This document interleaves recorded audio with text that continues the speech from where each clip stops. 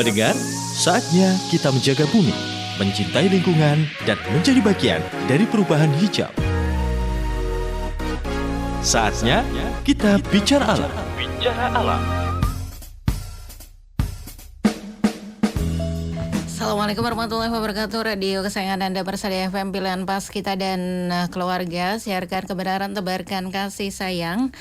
Selamat pagi pendengar Persada FM. Bagaimana kabar Anda di pagi hari ini? Semoga kabar Anda dalam keadaan baik, sehat, dan tidak kurang suatu apapun. Ya, pagi hari ini pendengar, hari Sabtu 1 Safar 1447 Hijriah, atau bertepatan dengan 26 Juli 2025. Ada saya Isna Tazkiyah hadir kembali menjumpai Anda di kebersamaan kita pagi hari ini ya, hingga purna nanti pukul 11. Dan pagi hari ini pada hari Sabtu kita hadir kembali dalam talkshow Bicara Alam untuk hari ini. Dan di talkshow Bicara Alam ini pendengar ya, kita akan menghadirkan narasumber inspiratif, kreatif, dan juga solutif untuk kita bisa berdiskusi tentang alam di sekitar kita agar lebih peduli untuk menjaga lingkungan tetap lestari.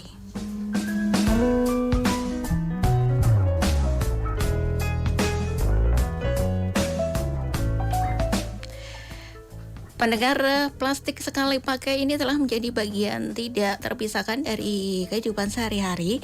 Mulai dari botol mineral hingga kantong belanja, produk-produk berbahan plastik ini digunakan hanya sekali pakai ya, kemudian dibuang. Nah, dampak dari plastik sekali pakai ini ternyata jauh lebih lama nih pendengar ya. Sampah plastik ini dapat memerlukan waktu puluhan hingga ratusan tahun untuk bisa terurai, sehingga bisa mencemari lingkungan, merusak ekosistem, dan mengancam keberlanjutan bumi. Pagi hari ini pendengar, kita akan berbincang untuk tema pagi hari ini tentang plastik sekali pakai, mudah untuk sekarang, berbahaya untuk masa depan. Dan kita sudah tersambung dengan narasumber kita, ada Mas Ibar F. Akbar. Mas Ibar ini adalah juru kampanye Greenpeace Indonesia, dan kita sudah terhubung di Zoom ya. Kita sapa untuk Mas Ibar yang ada di Zoom. Assalamualaikum warahmatullahi wabarakatuh. Waalaikumsalam warahmatullahi wabarakatuh, Mbak Isna. Ya, Mas Ibar, bagaimana kabarnya pagi hari ini, Mas Ibar? Alhamdulillah baik. Baik, sehat, semangat ya, Mas Ibar ya. Ya, Mas Ibar posisi saat ini sedang di mana nih? Sekarang di Jakarta saja sih Mbak saat ini. Iya, baik. Baik Mas Ibar, yang pagi hari ini nanti kita akan berbincang mengenai tema untuk plastik sekali pakai, mudah untuk sekarang, berbahaya untuk masa depan. Dan silakan nanti pendengar yang ingin bergabung ya, bisa masuk di nomor WhatsApp kami 081393809000, atau yang ingin telepon di 02716381123. Atau yang saat ini siaran kami juga Anda bisa simak langsung di live streaming kami 102,2 Persada FM. Jadi Anda bisa menontonnya langsung ya di channel YouTube kami di 102,2 Persada FM. Baik, Mas Ibar, untuk perbincangan kita pagi hari ini nih Mas Ibar, untuk mengawali diskusi pagi hari ini, apa saja yang sudah dan akan dilakukan oleh Greenpeace Indonesia dalam mengkampanyekan anti plastik sekali pakai ini, Mas Ibar? Oke, terima kasih sebelumnya. Dari Greenpeace sendiri sebenarnya soal kampanye plastik, kita organisasi campaign. Kita mengkampanyekan bayar plastik sekali pakai. Yang kita fokuskan adalah kemasan sekali pakai, khususnya saset gitu kan. Selama ini Greenpeace mengkampanyekan dan mengadvokasi bagaimana transparansi peta jalan pengolahan sampah oleh produsen serta progres implementasinya. Saat ini kan sudah ada Permen LHK 75 ya, tahun 2019 terkait peta jalan pengolahan sampah oleh produsen, di mana kalau kita bicara soal sampah plastik, tentunya yang nggak bisa kita salahkan hanya masyarakat gitu kan. Bicara soal sampah plastik yang sering disalahkan oleh masyarakat, padahal selaku pemilik kemasan misalnya, Mereka juga bertanggung jawab dan hal ini ngomongin soal pemilik kemasan ya produsen atau industri gitu kan, atau FMCG manufacturer gitu. Makanya kita melihat ada satu aktor atau stakeholder yang seharusnya mereka mempunyai tanggung jawab lebih sebagai pemilik kemasan. Di UU persampahan kita juga dijelaskan bahwa itu mereka tanggung jawab mereka. Makanya kalau di Greenpeace kita mendorong para industri, produsen khususnya agar mereka juga lebih bertanggung jawab lagi atas sampah kemasan yang mereka produksi gitu kan. Selain itu juga saat ini beberapa riset sudah kita keluarkan, misalnya di awal tahun 2025 ini kita melakukan dampak mikroplastik ya terhadap penurunan kognitif yang kita alami gitu. Itu sampelnya di Jabodetabek. Beberapa lainnya juga kita melihat soal riset mikroplastik juga di galon sekali pakai misalnya. Terus juga kita juga melihat ada riset lagi selain itu bicara soal perspektif publik terhadap tanggung jawab siapa sih yang stakeholder yang perlu tanggung jawab atas sampah plastik ini. Artinya di Greenpeace kita banyak hal yang kita lakukan. Mungkin salah satu yang sering kita lakukan setiap tahun adalah brand audit misalnya. Kita juga melakukan clean up, tapi nggak cuma di clean up doang, tapi juga kita mendata sampahnya itu apa aja gitu kan. Selama ini kan kita clean up, ya udah berapa beratnya, terus di mana, terus sampahnya apa aja dan sebagainya. Tapi kalau di Greenpeace dan jaring langit kita nggak sampai segitu.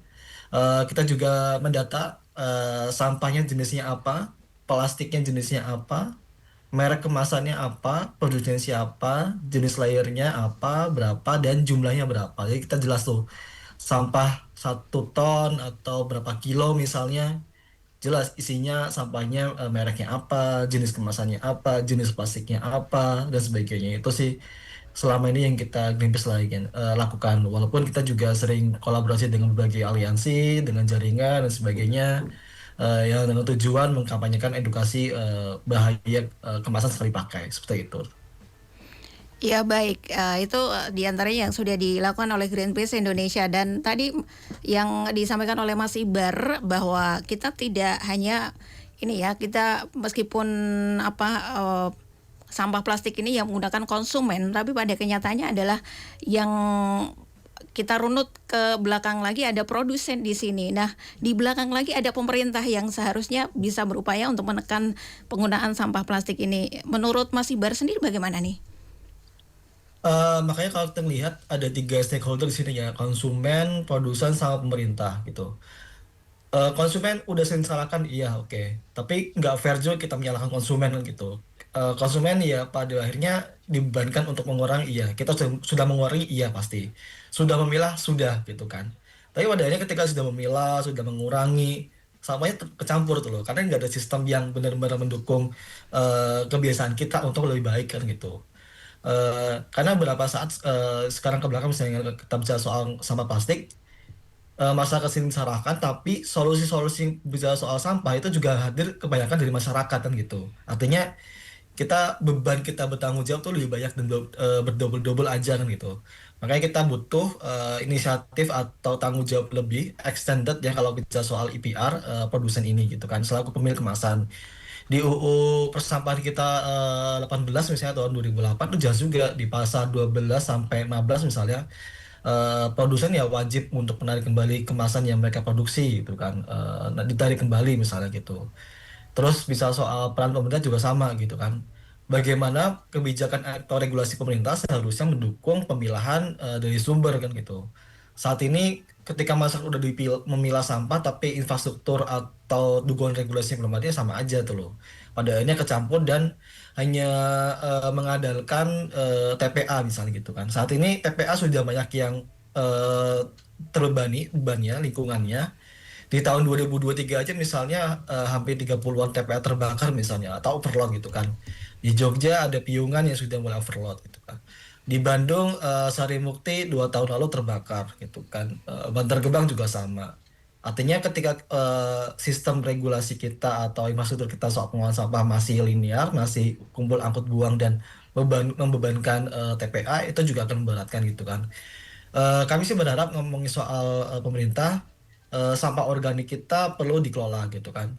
Kalau kita bisa soal data di SIPSan misalnya, data TPA kita paling banyak sampah organik di TPA.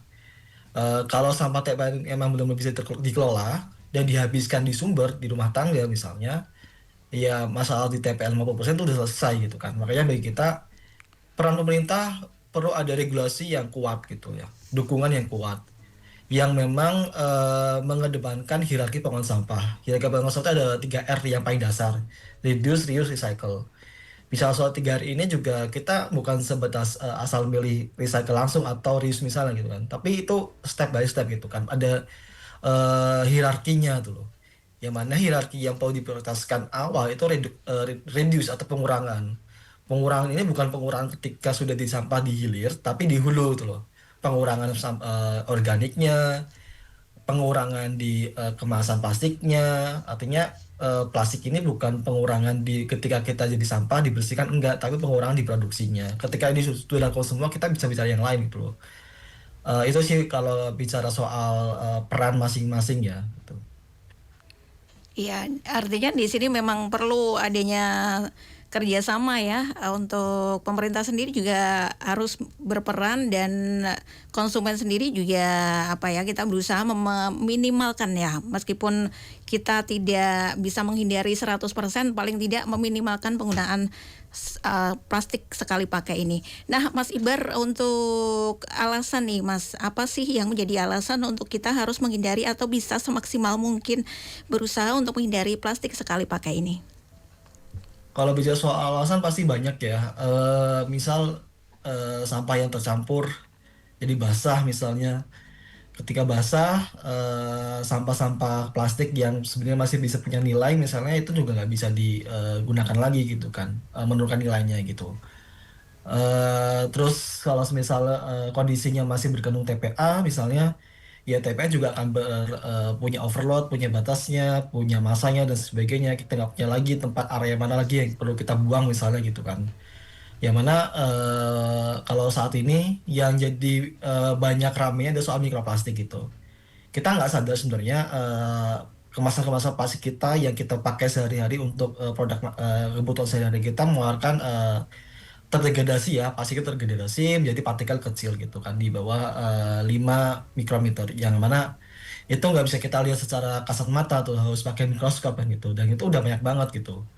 Temuan mikroplastik udah banyak di darah, di urin, di feses misalnya, terus di air, di udara.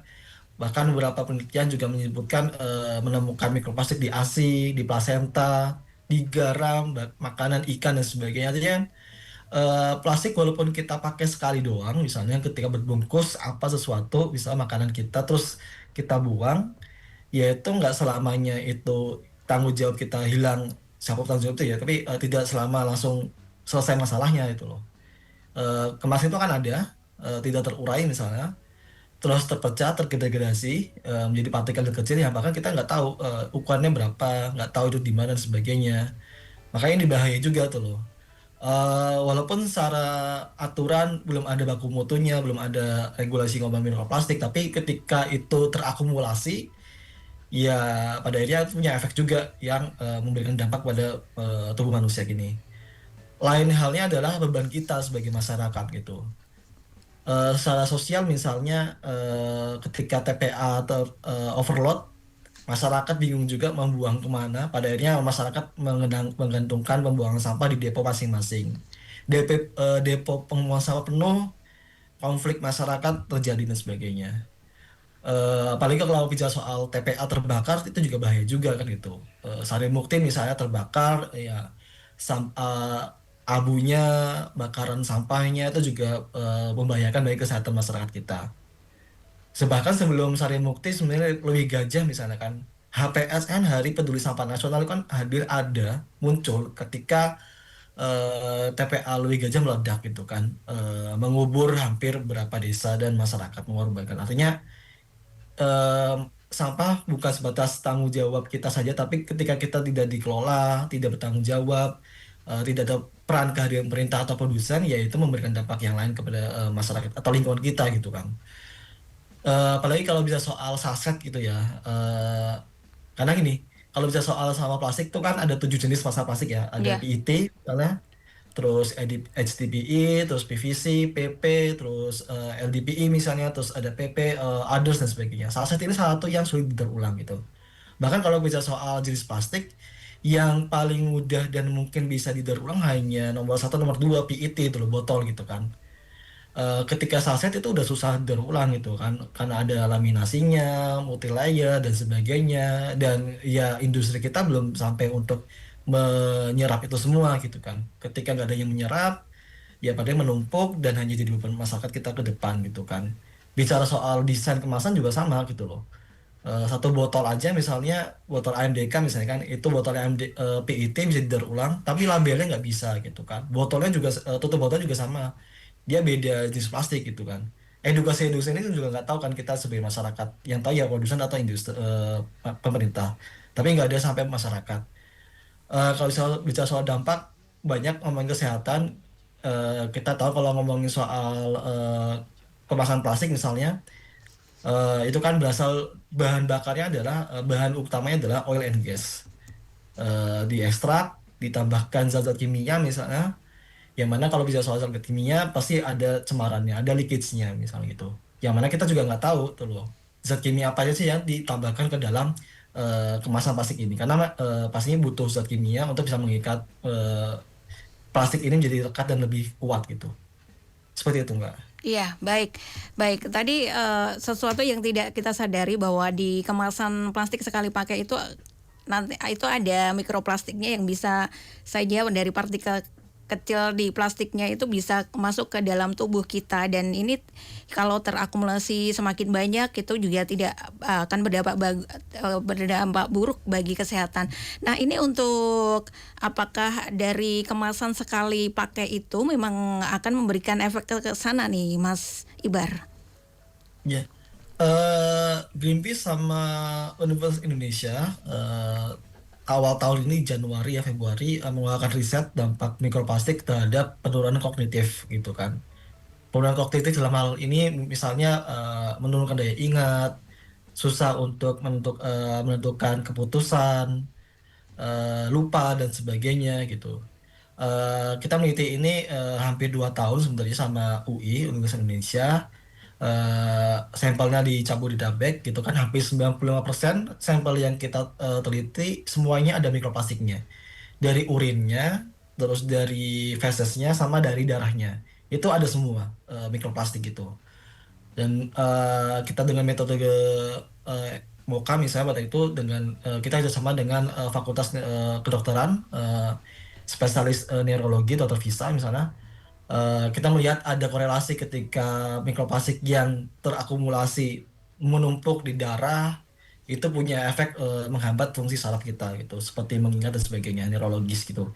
Artinya ini potensi ini ketika kita biarkan lama menjadi tidak kita ada intervensi dari regulasi atau industri misalnya, ya sama aja padahal itu memiliki efek ke depan lebih bahaya lagi gitu. Ini baru neurologi, kita belum bicara soal efek lainnya misalnya.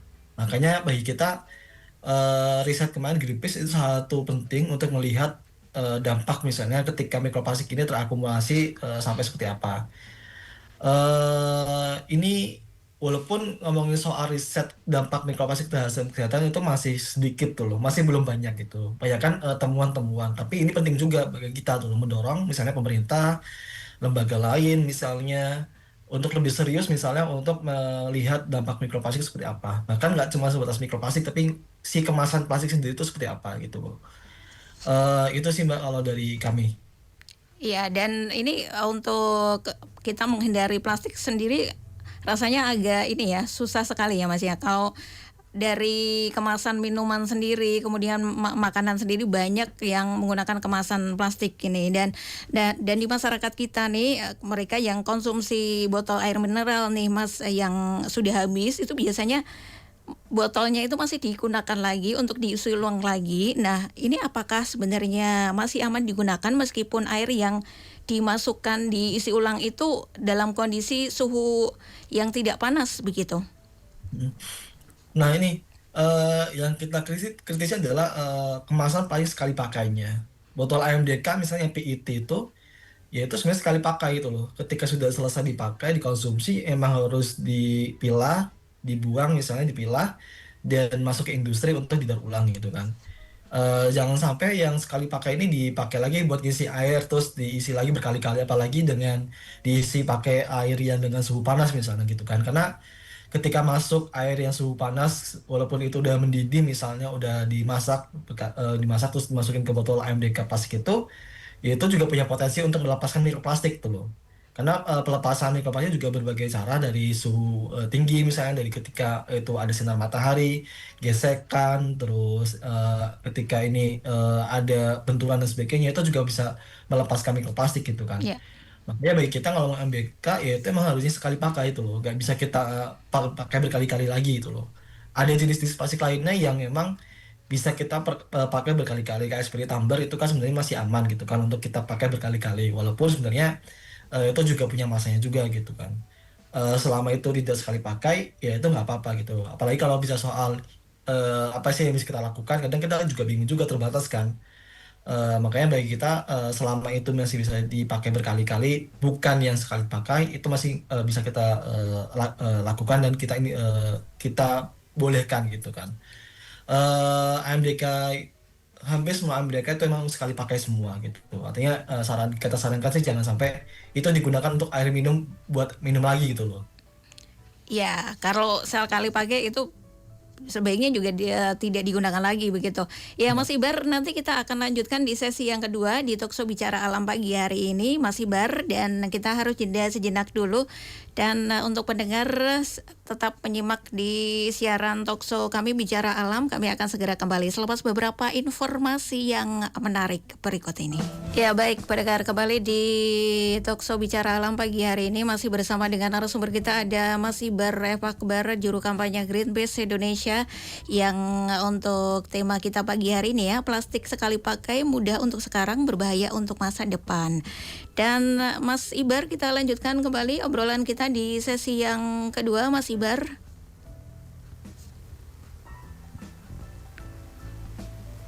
Ya, baik, Mas Ibar, kita lanjutkan kembali untuk obrolan kita pagi hari ini, Mas Ibar.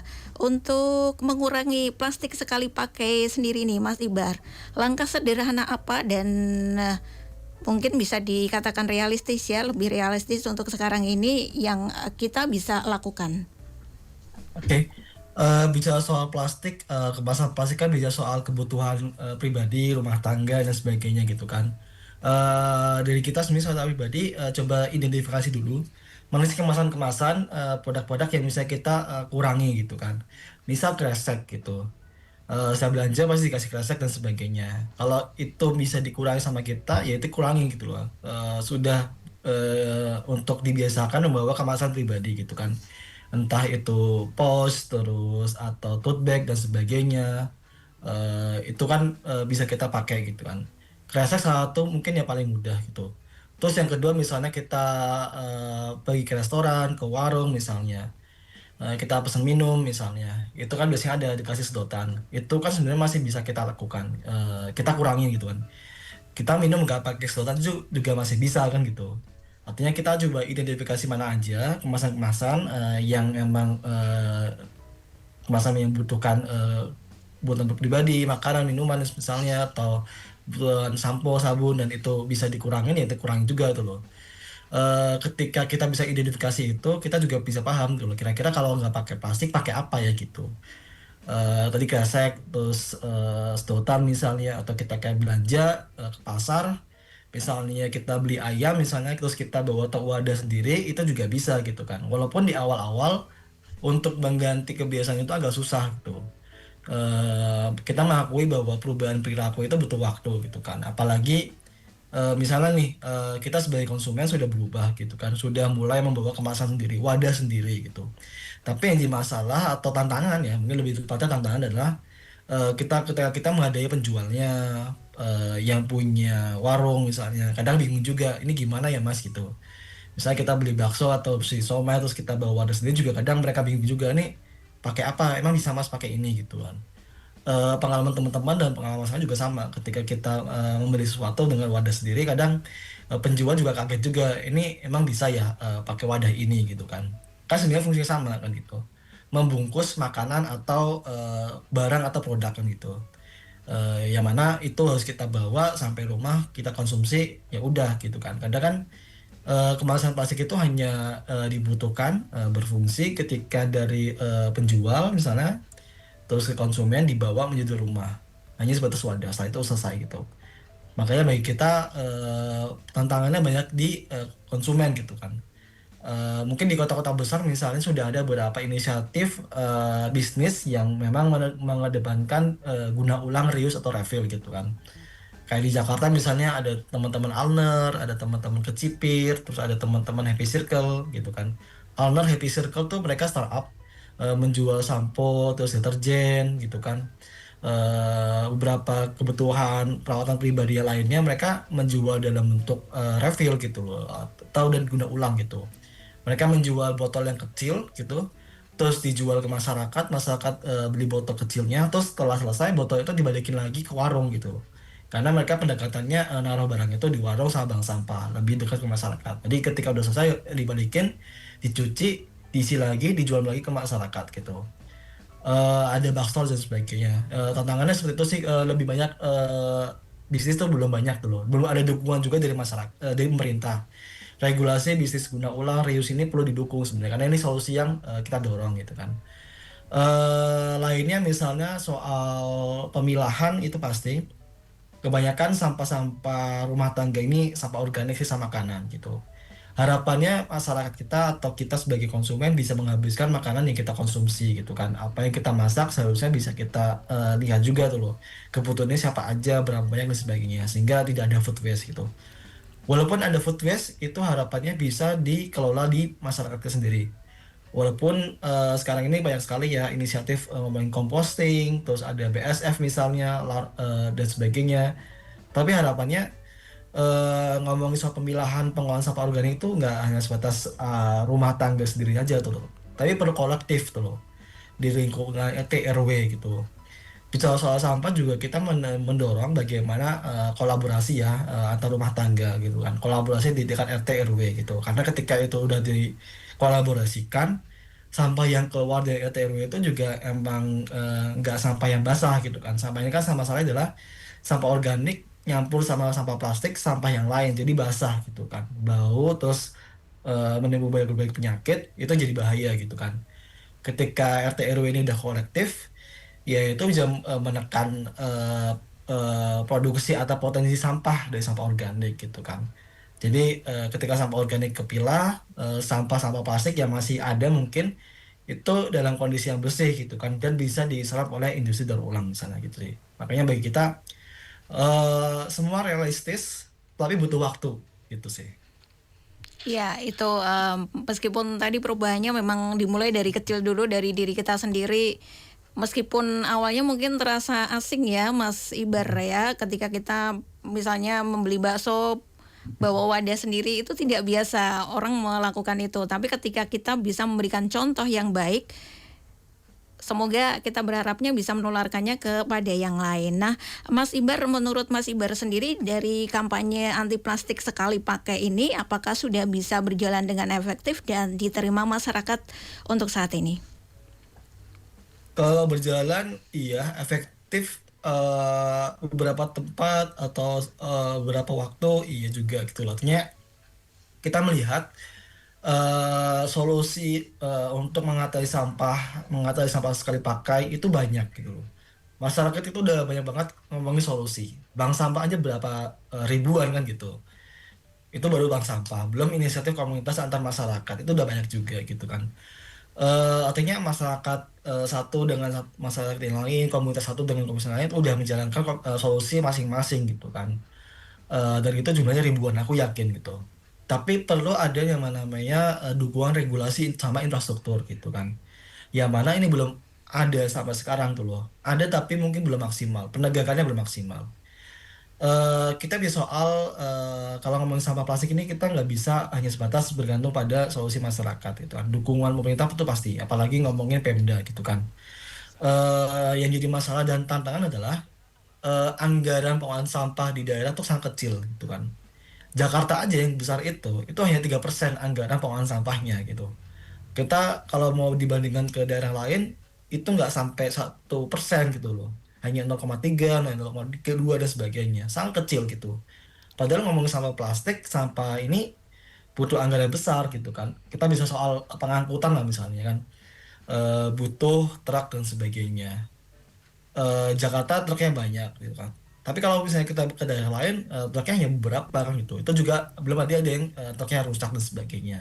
Pengolahan sampah di TPA-nya juga, infrastruktur untuk pengolahan sampah, pemilahan dan sebagainya. Makanya sebenarnya anggaran pengolahan sampah ini hanya perlu perlu ditingkatkan dulu di masing-masing daerah. Walaupun kita tahu masing-masing daerah punya tantangan sendiri-sendiri, tapi yang kita harapkan adalah bagaimana aturan regulasi di pemerintah pusat juga bisa memprioritaskan dan mengedepankan penambahan anggaran pengolahan sampah di daerah masing-masing gitu.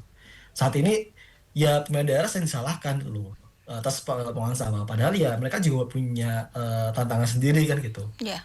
Harapannya Menteri sekarang Pak LH, Pak Hanif punya semangat soal pengolahan sampah gitu kan. Harapannya juga bisa dituangkan ke pemerintah daerah dan dituangkan kepada bagaimana meningkatkan anggaran pengolahan sampah yang lebih baik dan lebih fair gitu.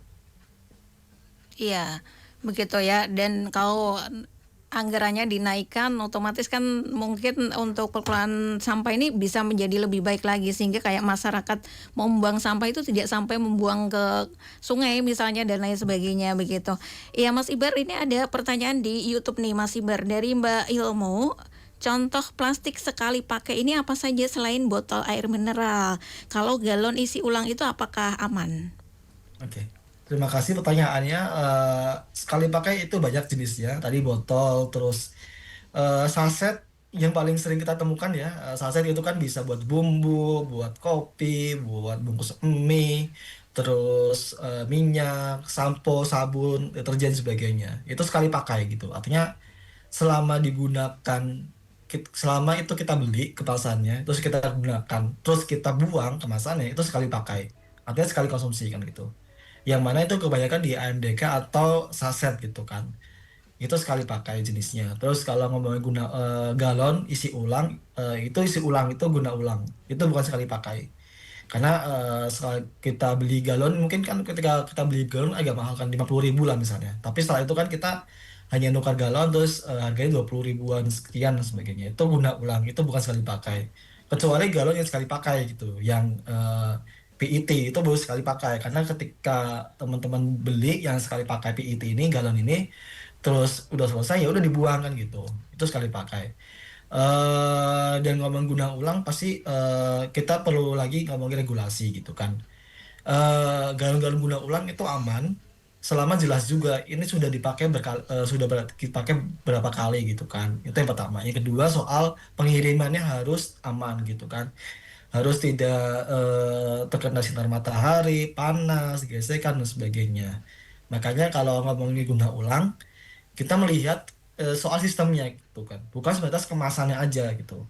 Yang kita dorong adalah sistem guna ulangnya. Galon itu salah satu sistem gitu, tapi perlu diperbaiki juga gitu kan dari sisi pengiriman, penarikan kembali, terus sterilisasinya, pembersihannya itu juga perlu diawasi dan perlu standar yang tinggi gitu kan. Makanya kalau kita apa sih solusi dari sekali pakai?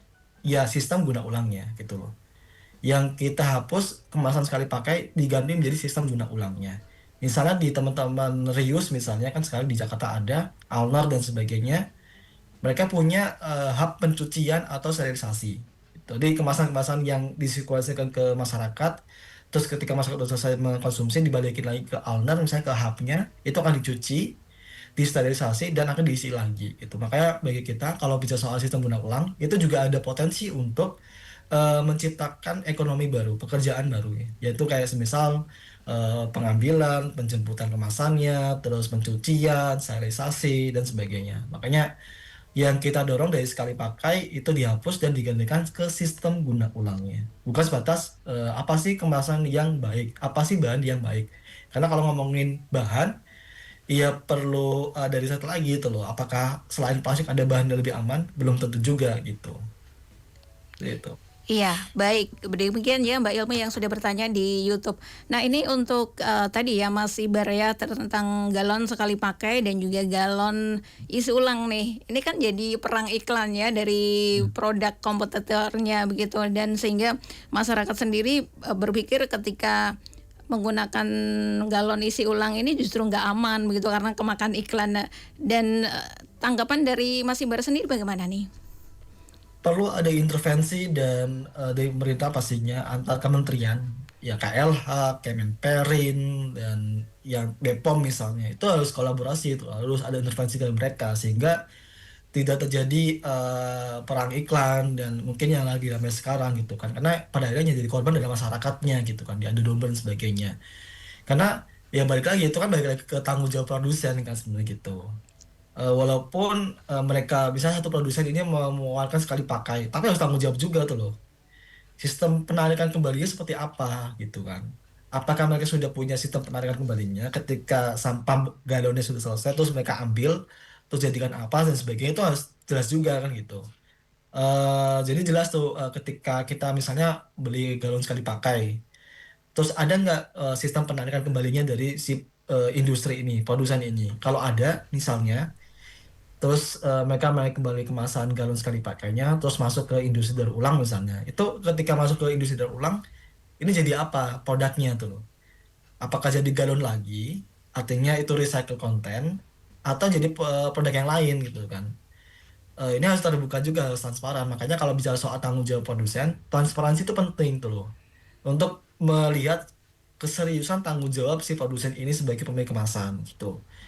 Makanya kalau ngomongin daur ulang ada konsep open loop sama closed loop. Open loop itu semisal galon atau botol ya MDK lah atau produk plastik lainnya didaur ulang jadi produk lain. Misalnya kebanyakan kayak jadi sapu atau sarung sampah atau kemasan lainnya itu open loop.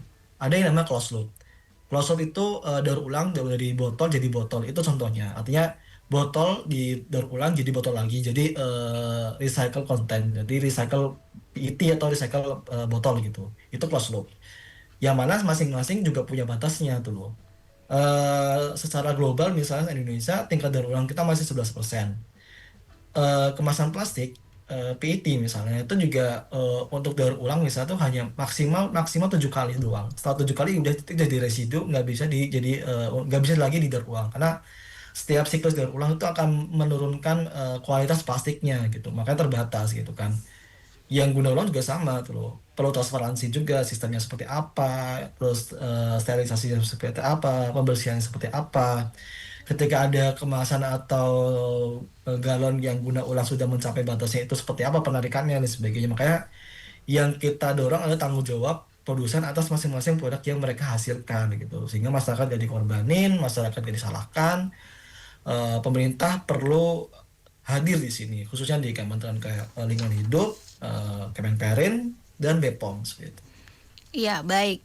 Baik, kita harapkan juga ini ada solusi ya dari para pemerintah sendiri terkait hal ini. Nah, Mas Ibar, beberapa tahun belakangan ini kan sudah dikembangkan adanya plastik yang ramah lingkungan nih, Mas Ibar.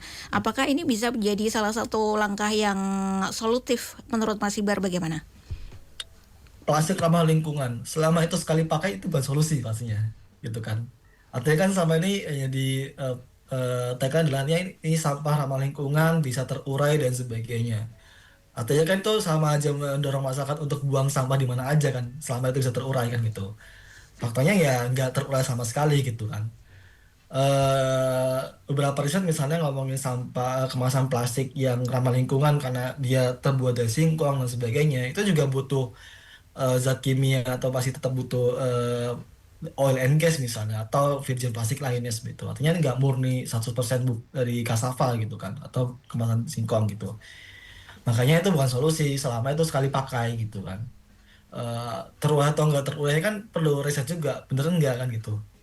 Di suhu mana itu akan terurai gitu kan. Misalnya itu di tanah, itu kondisi tanah seperti apa, harus seperti apa itu akan membuat kemasan itu akan terurai. Atau misalnya itu harus dibuang ke laut atau sungai misalnya, di kondisi apa itu akan terurai gitu kan.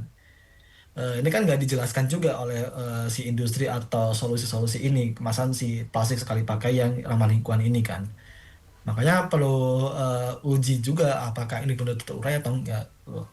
Terurai itu juga apakah hilang atau jadi kecil gitu kan. Itu pertanyaan juga. Makanya bagi kita selama itu sekali pakai itu bukan solusi yang harus kita dorong gitu. Walaupun sebenarnya itu kan biasa mungkin masyarakat atau komunitas yang memunculkan ide itu. Ya kita juga nggak bisa menyalahkan masyarakat yang memunculkan ide solusi itu gitu Ya. kan. Karena itu juga hadir ketika ya rasa frustasi kita, rasa kepedulian kita ketika tidak ada solusi yang hadir atau muncul dari pemerintah atau industri gitu kan. Makanya bagi kita perlu ada kehadiran masyarakat, pemerintah, industri juga untuk menyelesaikan masalah ini. Jangan sampai masyarakat menemukan apa solusi walaupun itu kurang tepat, tapi ya kita saling berantem antar masyarakat. Harapannya nggak seperti itu gitu loh. Makanya bagi kita ya selama itu bukan selama itu masih sekali pakai, ya tidak akan menyelesaikan masalah sampai akarnya gitu. Ya, artinya bukan menjadi salah satu solusi ya. Dan tapi untuk dari perkembangan yang banyak ini Mas dengan plastik yang ramah lingkungan itu, menurut Mas Ibar sendiri apakah ini merupakan kabar yang bagus atau sama saja begitu? Sama aja sih, karena tadi ya eh, di- kita balik lagi ke klaim mereka ramah lingkungan tuh apa tuh loh? Ya. Apakah terurai atau aman bagi lingkungan ketika terbuang atau gimana gitu kan? Baik lagi ke klaim mereka, ketika mereka punya klaim bahwa ini terurai ya dibuktikan dulu dong gitu kan. Kita sebagai observer atau CSO atau masyarakat lainnya juga bisa punya hak untuk menguji itu kan gitu. Dan bagaimana caranya mereka bisa menyelesaikan masalah ini kan gitu. Karena konsep kalau selama sekali pakai dan itu hanya jadi beban ke TPA ya sama aja, bukan solusi yang kita dorong dan sebagainya kan gitu. Makanya bagi kita apa sih yang mereka klaim bahwa ini jadi solusi atas plastik sekali pakai ini ya gitu. Iya, baik. Baik Pak Siber, kebersamaan kita sudah hampir di penghujung waktu nih untuk kebersamaan di Talkshow Bicara Alam pagi hari ini. Sebagai closing statement nih Mas, dari Mas Sibar sendiri, mungkin ada pesan dari Mas Sibar yang ingin dibagikan untuk teman-teman kita yang masih menggunakan plastik sekali pakai. Paling enggak nih kita berusaha untuk menghindari atau meminimalkan penggunaan plastik sekali pakai ini. Silakan Mas Sibar. Bagi mungkin teman-teman masyarakat, sesama masyarakat komunitas, selama itu bisa kita kurangin, walaupun itu butuh waktu, butuh proses, tidak mudah. Aku harap itu bisa kita coba sama-sama itu kan. Coba untuk mengurangi dulu apa yang bisa kita kurangin. Terus soal sampah makanan juga harapannya dihabiskan. Karena itu sangat apa ya, ketika sampah organik, sampah sisa makanan itu nyampur ke sampah-sampah yang lainnya, plastik dan sebagainya, sampah jadi basah, itu benar-benar eh, menghambat, bahkan aku bisa bilang itu membebankan petugas kebersihan gitu kan. Petugas kebersihan, waste picker misalnya, itu sangat membantu dalam ngomongin soal pengolahan sampah kita. Mereka ya garda terdepan untuk pemilahan sampah saat ini gitu kan. Kita sebagai masyarakat seharusnya juga bisa membantu mereka dengan cara memilah sampah, mengurangi sampah organik sehingga sampah yang kita keluar juga kering gitu loh. Itu membantu petugas kebersihan kita gitu kan. Dan pemulung bersihnya. Yang lainnya adalah bagaimana kita sebagai masyarakat juga aware, harus juga bisa mendorong pemerintah agar bisa menghadirkan solusi-solusi yang memang mendukung si hierarchy zero waste dan sebagainya, dan juga mendorong produsen misalnya agar mereka segera untuk mengurangi produksi kemasan sekali pakainya dan beralih dari kemasan sekali pakai menjadi sistem guna ulang seperti itu. Ya, baik. Terima kasih Mas Sibar sudah berbagi manfaat untuk Talkshow Bicara Alam ini, dan kita harapkan ada perubahan dari Indonesia sendiri, termasuk dari pemerintah dan juga para produsen dan juga konsumen, untuk kita bisa berubah untuk meminimalkan penggunaan plastik sekali pakai ini. Dan sukses untuk Mas Sibar dan Greenpeace Indonesia. Sehat untuk Mas Sibar juga. Assalamualaikum warahmatullahi wabarakatuh. Waalaikumsalam warahmatullahi wabarakatuh. Terima kasih. Terima kasih kembali Mas Sibar.